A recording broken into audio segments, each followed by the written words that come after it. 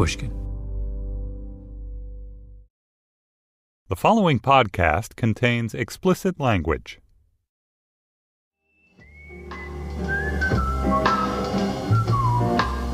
I knew a man, Bojangles, and he danced for you in worn-out shoes with silver hair. Sammy Davis Jr. was one of the world's greatest entertainers. He was Sammy, the way Cher was Cher or Elvis was Elvis. 5'5", barely, skinny as a pencil, oversized sunglasses, jewelry hanging off him like Christmas ornaments. He lived off nicotine and vermouth, never wore the same suit twice, made a fortune, died broke, that kind of life. Then he would lightly touch down. A singer, a dancer, a master impressionist with a famous, exaggerated laugh that unfolded in 3 acts. The eyes closed in delight, the full body convulsion, the 3-step stagger. In 1972, at the height of his fame, Sammy went to the Republican National Convention in Miami Beach, flew there on a private jet owned by an oil company, took a suite at the Playboy Hotel. On the opening night of the convention, he sat in the private box of the Republican presidential nominee, Richard Nixon. On his second night of the convention, Davis played a concert for the Republican youth, in a shirt open to his navel and skin-tight pants. He was halfway through his set when suddenly people started chanting, 4 more years. 4 more years! 4 more years! The cheers were for Nixon, fresh from accepting the Republican nomination. He was crashing the party. Davis held up his hand to quiet the crowd. Ladies and gentlemen, the President and the future President of the United States of America. Pandemonium.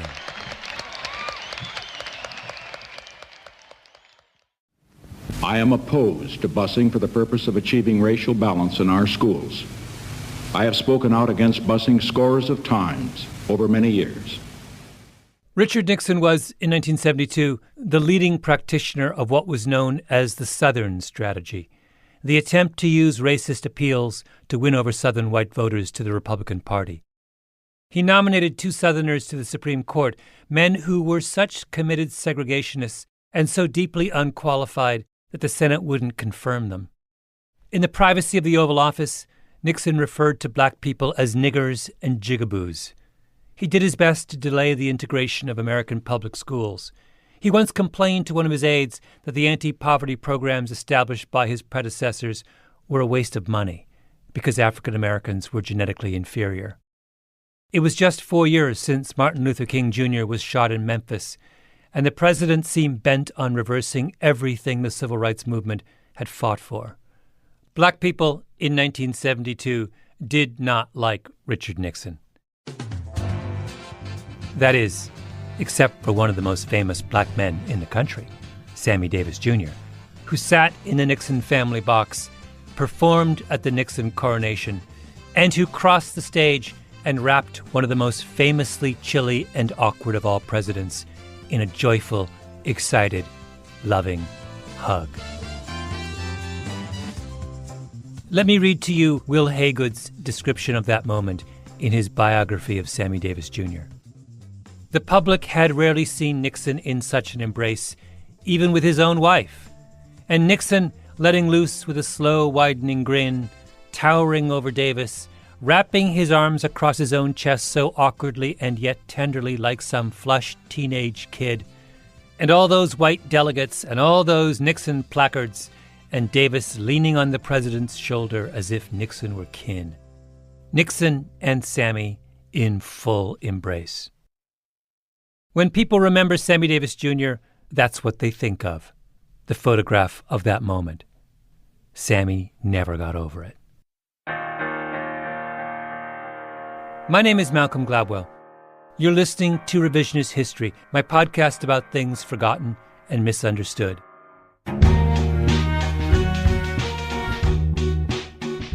This episode is about Sammy Davis Jr.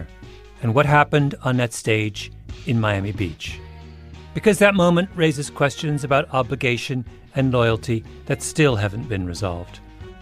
Or maybe have been resolved in the wrong way.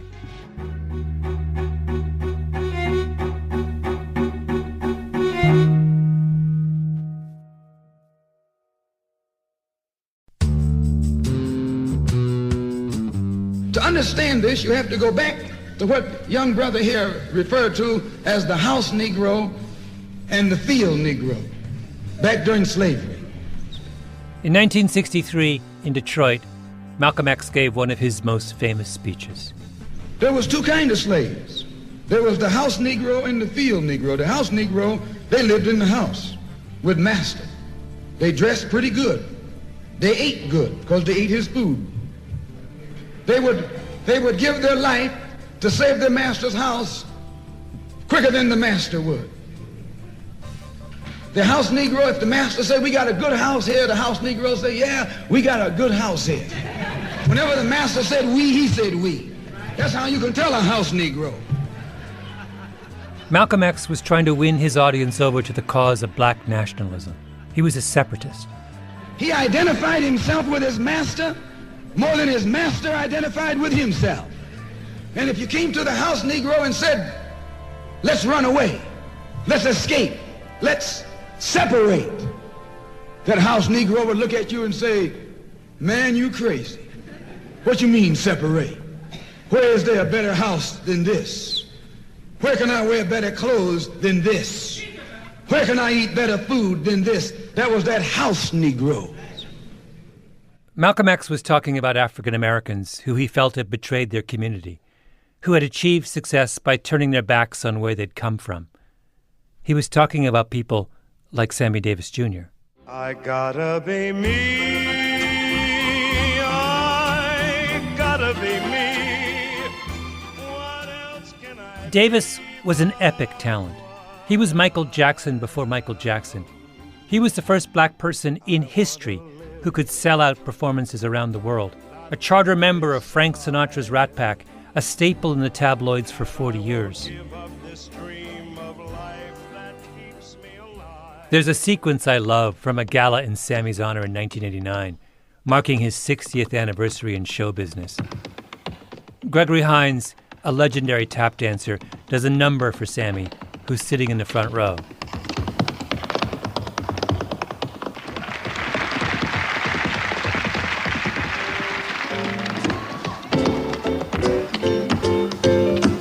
Stop time. Then Hines invites Sammy up to join him. Sammy's just had his hip replaced. He'll be dead from cancer within the year. He puts on his tap shoes, hobbles on stage, and the two of them do a dance-off. I swear to God, if you don't believe me, look it up for yourself. Sammy blows him away. At the end, Hines gets down on his knees and kisses Sammy's shoes.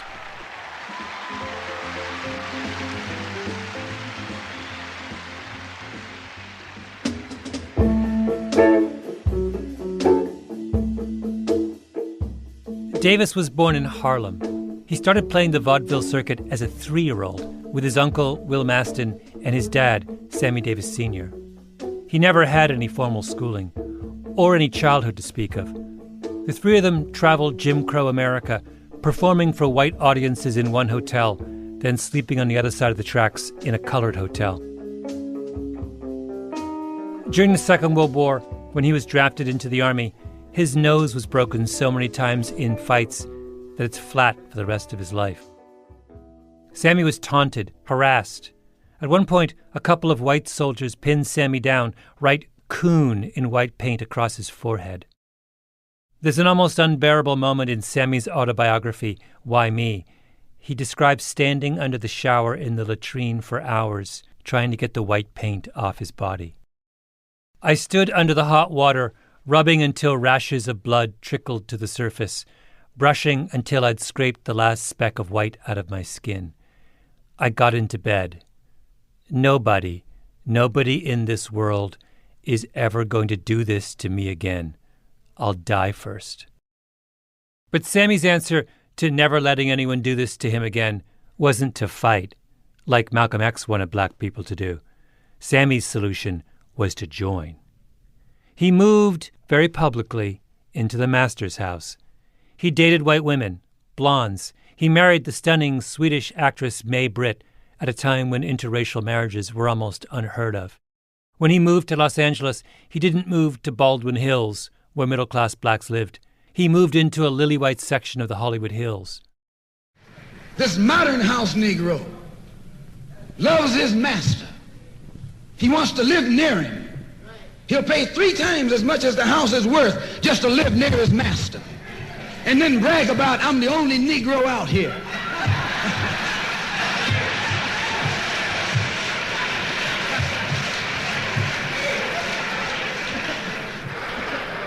I'm the only one on my job.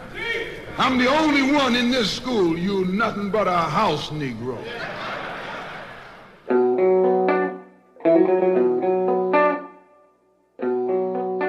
If I play a Dave Chappelle routine for you without telling you that it's him, or a Richard Pryor bit from the 1980s, you'd know right away that Chappelle and Pryor are black. They code black. But listen to this. Sammy Davis on the Dick Cavett Show talking about what he learned from the old Borscht Belt comedians who used to hang out at Hanson's drugstore just off Broadway in the 1940s. All of the impressionists would hang out on the corner, and I'd say, hey, I got one. I think I got one. I think I finally got Jimmy Stewart. And Will or Larry Storch would say, no, you haven't got it, man. That isn't. It's got to be up here. You got it too low. And when you do it, you got to have a sort of a draw behind it, so that it disappears in here. Cavett then asks Sammy if he also does Laurence Olivier, which you think is just Cavett being mischievous, because Olivier was the greatest Shakespearean stage actor of his day, the son of a high church Anglican clergyman, about as far from Sammy as you can get, in theory. Of course I do Olivier. You do Olivier? Yes. Really? Well, what would you like to hear me do from Olivier? A couple acts from King Lear would be nice. Well, he only did Lear once. How about Richard III? I'll settle for Dick III. Okay. Now is the winter of our discontent, made glorious summer in this son of York, since I cannot by rightful claim my way to the throne, I shall hack and hew my way instead. Oh, that's great. If I didn't tell you that Sammy was black, would you know?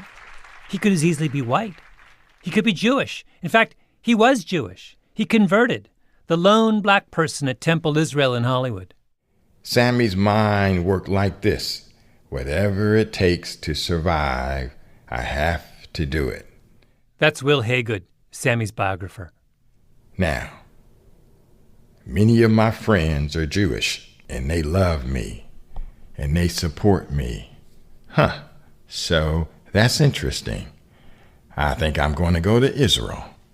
I think I'm going to become Jewish. And then I'm going to make some jokes about it. And I know people will laugh, but right now, in this moment, this is where my heart is.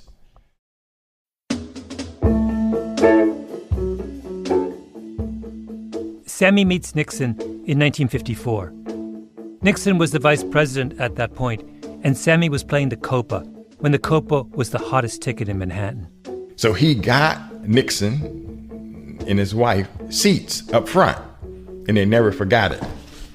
Shortly thereafter, Sammy gets invited to the White House to visit Vice President Nixon. Now just think of that. A kid born poor who had been scuffling out on the road, who had been playing nasty-looking nightclubs, who never had a teacher, who never had classmates, all of a sudden sliding around the White House. They stay in touch.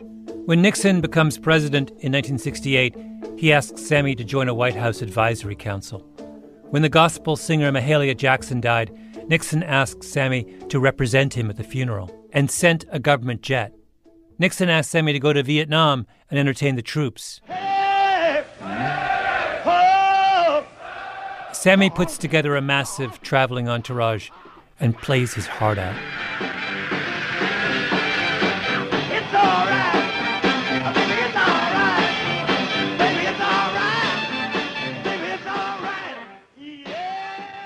If you look at the back cover of Sammy's autobiography, Why Me?, there's a blurb from Alex Haley, who wrote Roots, another from Aaron Spelling, the creator of 90210, among a million other things, another from Frank Sinatra and Michael Jackson and Liza Minnelli. It's maybe the greatest blurb lineup in the history of publishing. And then there's Richard Nixon, who writes, Sammy is one of the great living Americans. It wouldn't matter what color he was. With his intelligence, he could make it at anything, anywhere. It wouldn't matter what color he was? That sounds like something you would say about someone who comes from privilege, to flatter them into thinking they would have succeeded even without their privilege. It wouldn't matter if Mark Zuckerberg were an orphan from a remote village in the Himalayas. He's so smart he would still be a billionaire. It's totally nuts to say it wouldn't matter if he hadn't had those privileges about a black man born in Harlem in 1925 who never had any privileges. Sammy comes to Nixon pretending he isn't black, and Nixon comes to Sammy forgetting he's black. Their relationship is a kind of delusional post-racial fantasy.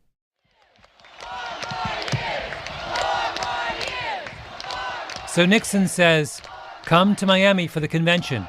We'll put you up at the Playboy Hotel. Why not play for the kids at the youth rally? Of course, Sammy says yes.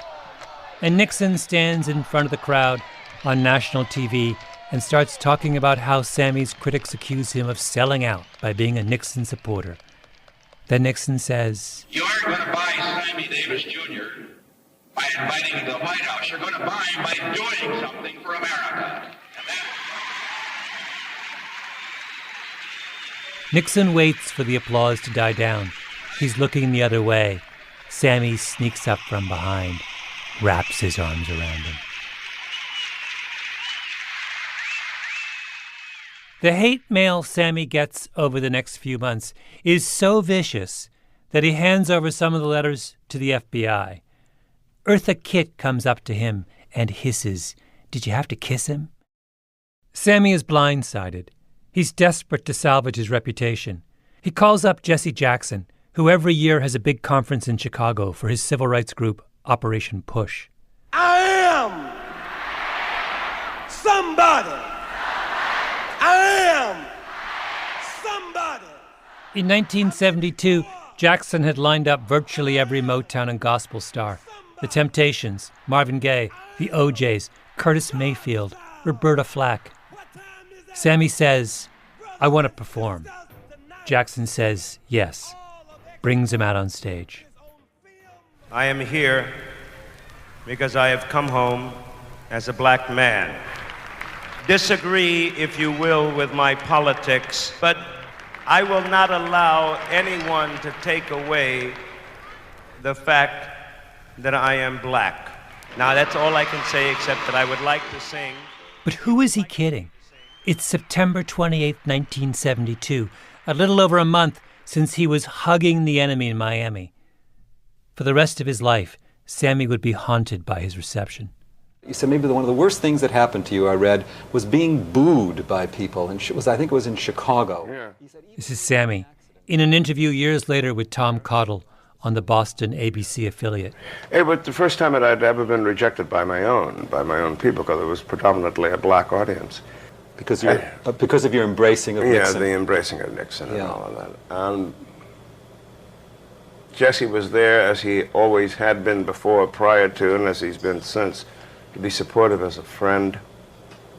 And I was about ready to run, or literally run off the stage, and he said no. And he made me stay, and he talked to the audience, and made me perform.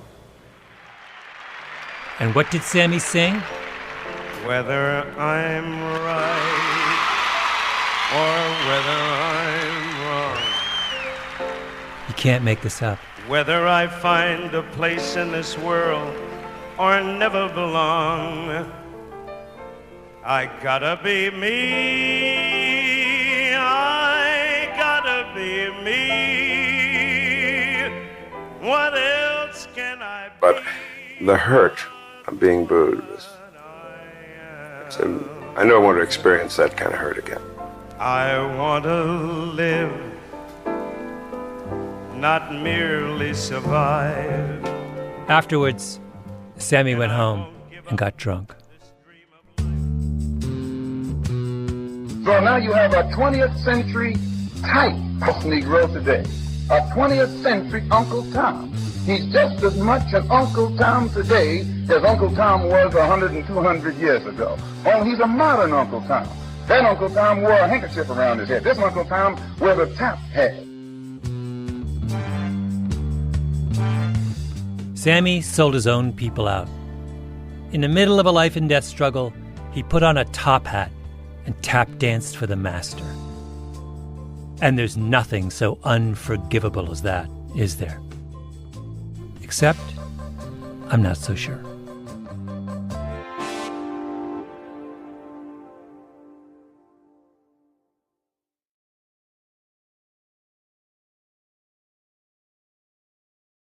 I had been given the opportunity through a company that I was consulting to interview the first women entering their sales force. That's Rosabeth Cantor.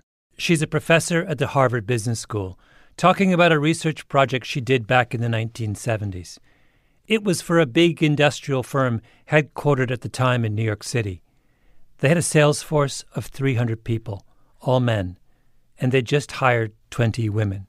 And so here was a batch of people who all had advanced degrees and were very technically talented, and yet they were walking into technical sales in a place that had never seen people like them before. The women were struggling. That's why the company brought in Cantor to diagnose the problem. She showed up with her notebook and began talking with the new hires. And after many interviews, Cantor tells the company, "The reason the women you hired aren't doing well is that you haven't hired enough of them. This isn't about the women and their abilities. This is about numbers." The company had its sales force spread across the country.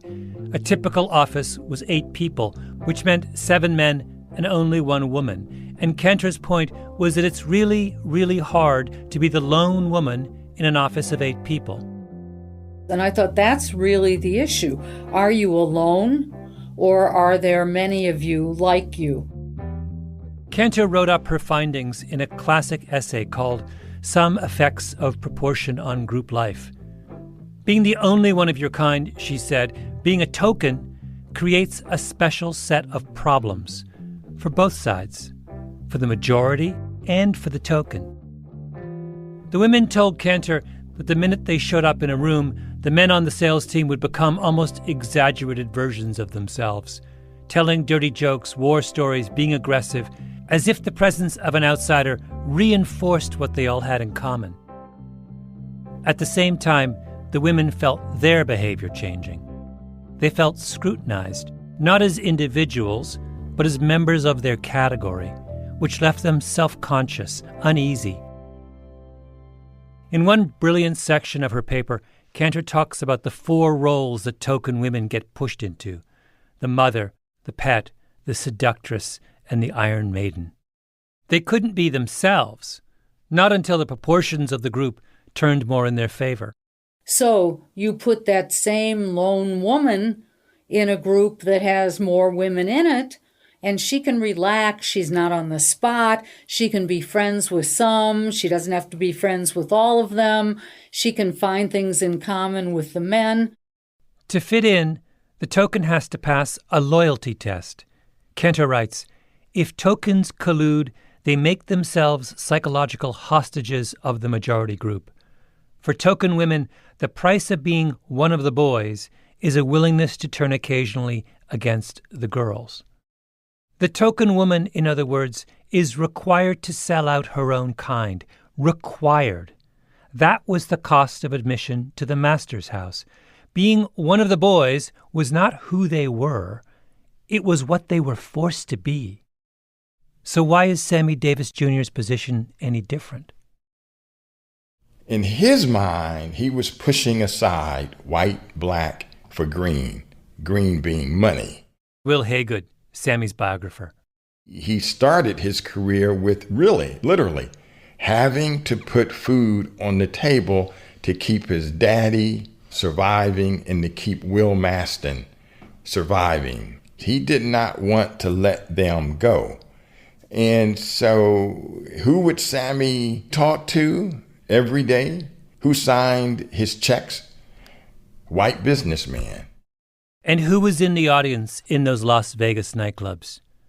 Rich white people. Sammy does Laurence Olivier impressions because that's what white audiences wanted to hear.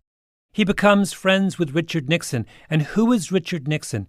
Richard Nixon is the political embodiment of those people in his Las Vegas audience.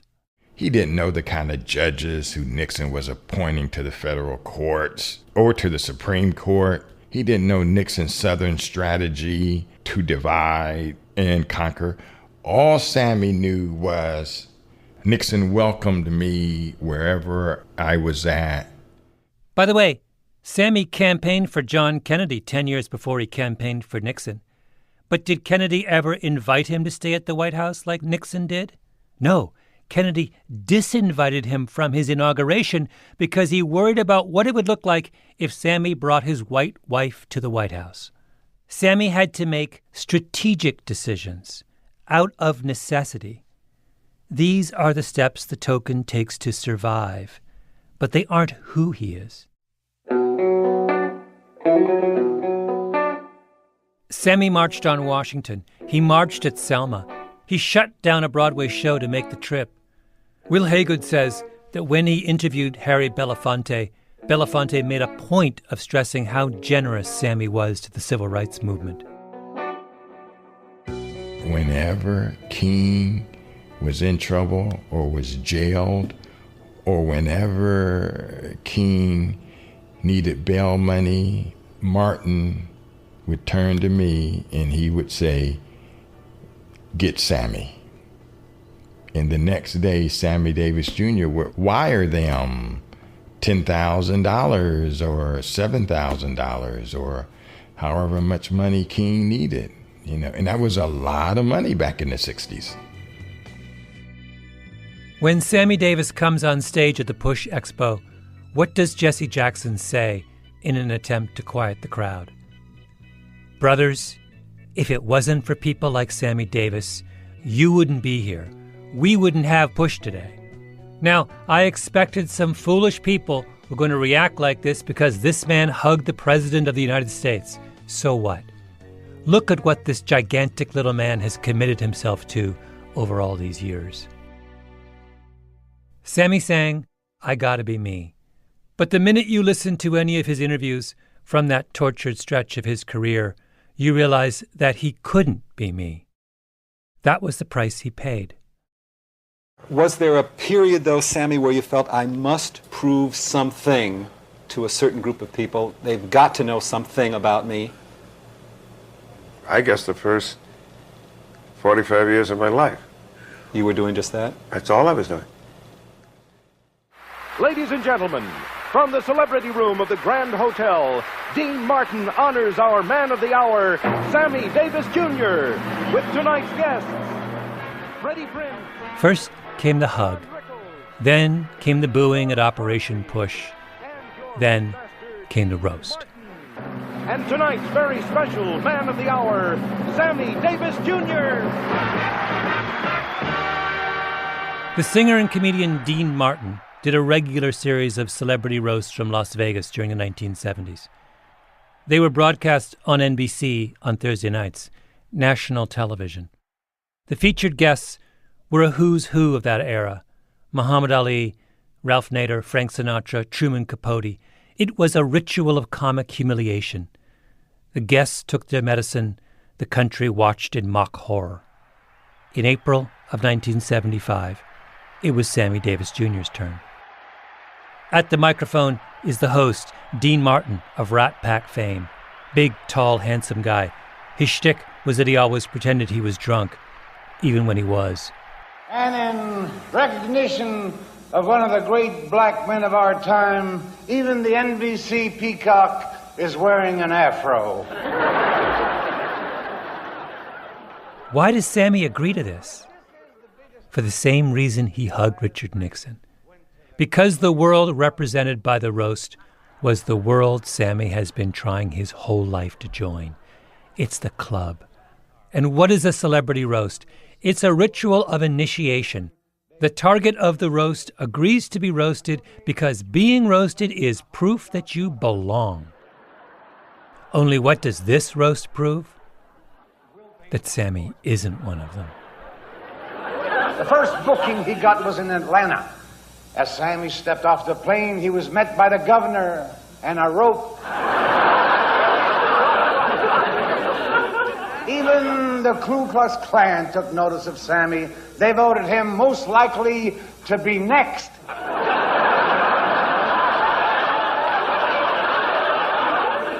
He proved that a black man could eat in white restaurants, check into white hotels, date white women, and be carried away in a white ambulance.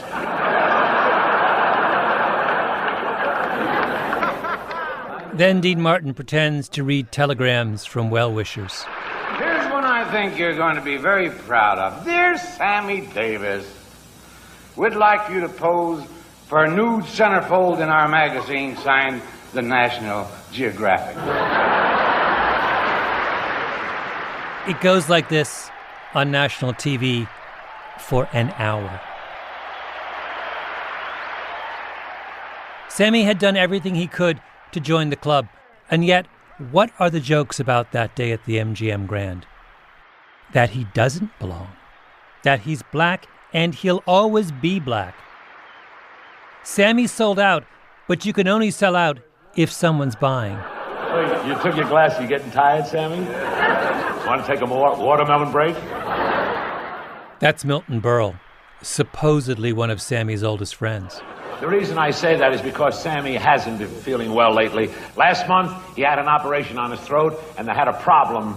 They had to roll him in flour to find his mouth. Admit it, Sammy, the last time you had cash in your hand, this is when you bought your freedom from Scarlett O'Hara. Sammy has always been for civil rights. One time in Mississippi, he told the bus driver that he wanted to be on the front of the bus. So the driver tied him to the bumper.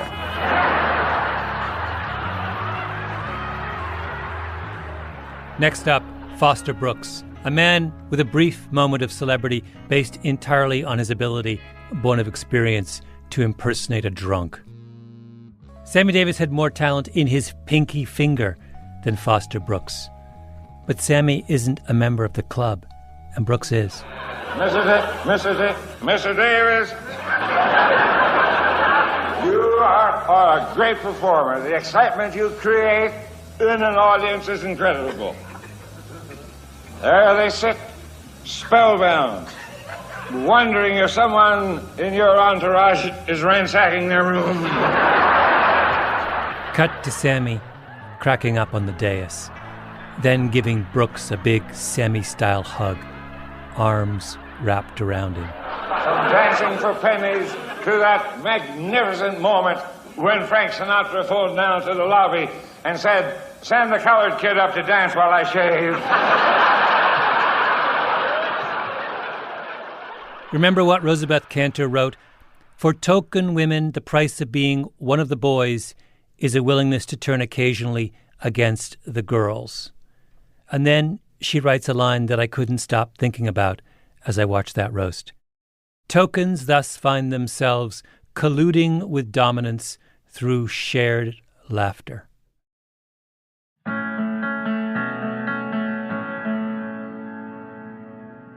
At the end of the evening, Sammy gets up, and there's a moment when you think he's going to lash out, to stand up to the humiliations of the previous hour. But we only think that because it's now. The doors are now open to black entertainers, so that's what would happen today. Can you imagine how Chris Rock or Dave Chappelle or Wanda Sykes or Tiffany Haddish would respond to an evening like that? I mean, a bloodbath. But Rock has Chappelle, and Chappelle has Sykes, and Sykes has Haddish, and 100 others. And when you have numbers, you have power. But Sammy was the first. He didn't have numbers. It's the second generation that gets to defend itself, not the first. Thank you. I would First of all, I'd like to thank a man that I love very, very much for giving me this honor, Mr. Dean Martin.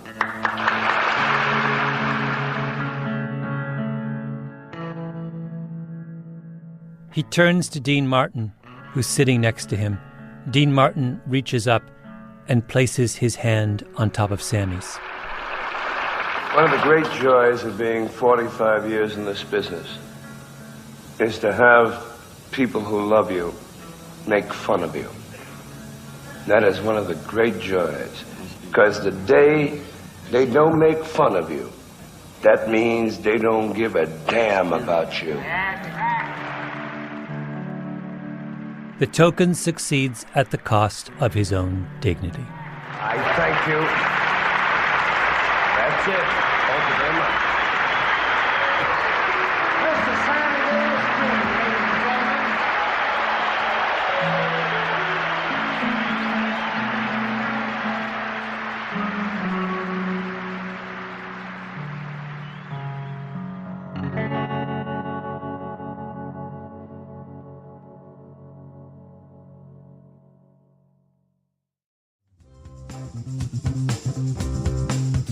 Revisionist History is a Panoply production.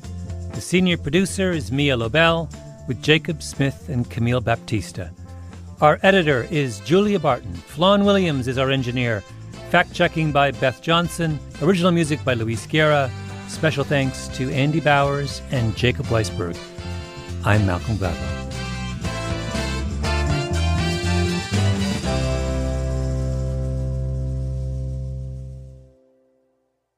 And on stage, we can see a manager who seems to be waiting for the president and waiting to get signals when Mr. Nixon will arrive here. He keeps looking at Sammy Davis Jr. with a very forlorn look, shaking his hand, saying, no, he's not here yet. So we continue to stand by. The young people here have not run out of enthusiasm. And certainly, once again, we are seeing that young people of this country may differ on politics. They may be Democrats or Republicans, but when you put a fast, hard beat to music, that is the universal song of politics for the young people of this country.